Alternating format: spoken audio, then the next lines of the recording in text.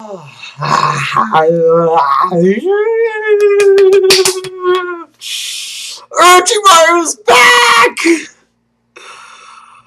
Wow.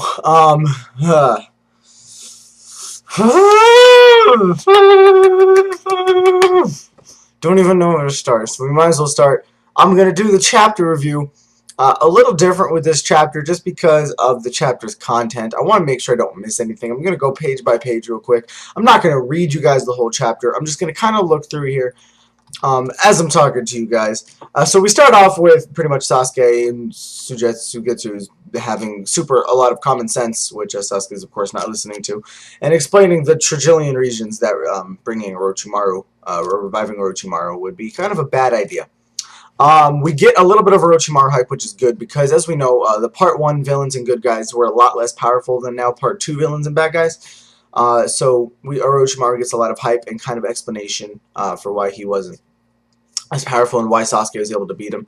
So we get Sugetsu saying the only reason you're able to beat Orochimaru is because he couldn't use either of his arms. Now I see a lot of people speculating about the whole arm thing.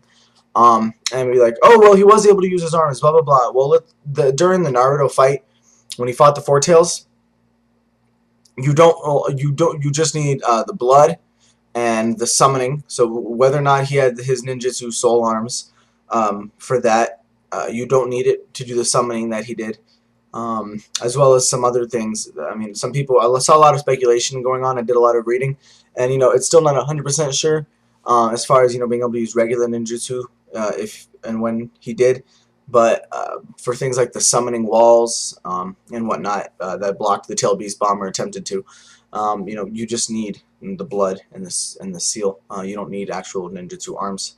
Anyways, moving on from that, we get a lot. People are Sasuke and Sugetsu are both saying that the other is underestimating Orochimaru.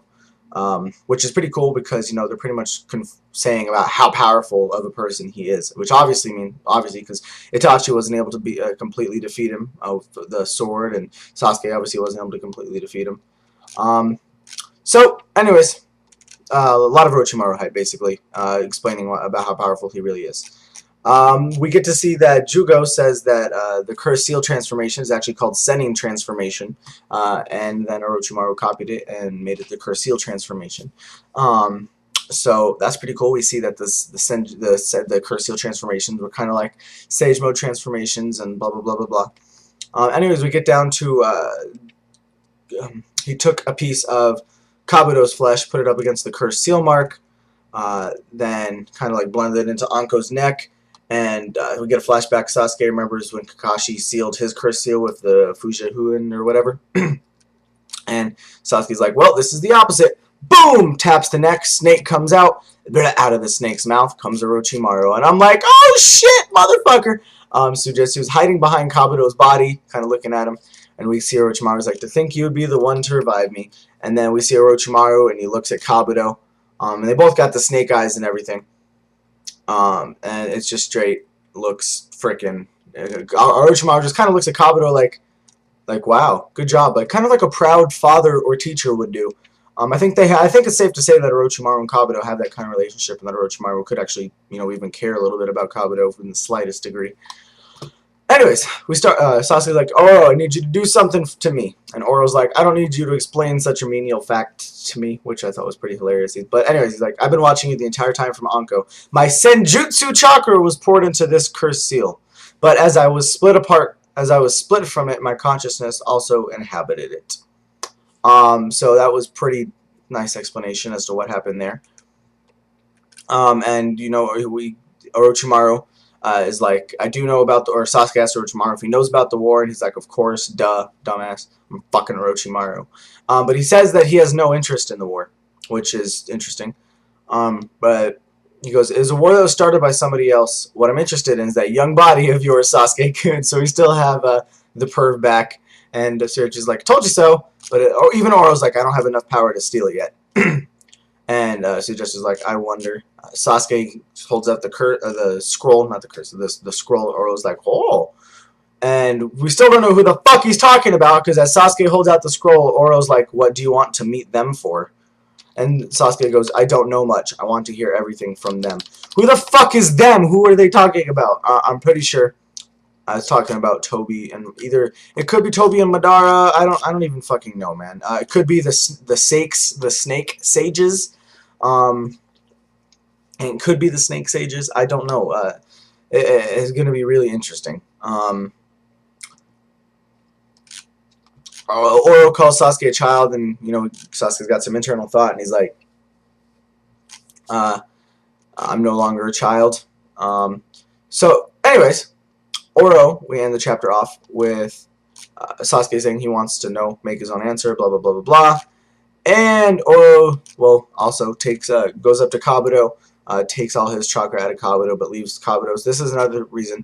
Sugetsu at first was saying he's going to suck up all of Kabuto's power and kill him. But Oro actually just goes over to Kabuto and takes his own chakra out, doesn't touch Kabuto's, just kind of leaves him alone to sit there, which again reinforces what I said about the relationship and caring about what happens to him.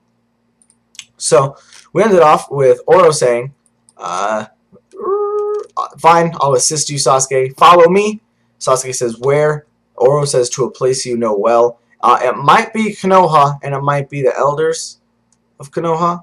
That might be it. Could be elders. And then it ends with an impossible quartet journeys off, and we get a panel of Orochimaru and Sasuke looking off into the distance, or technically the ceiling, opening in the light. But Oro's back!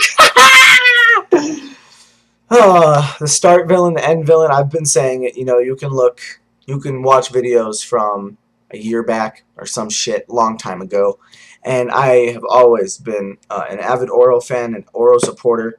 I've always said that it's very possible that he is not dead.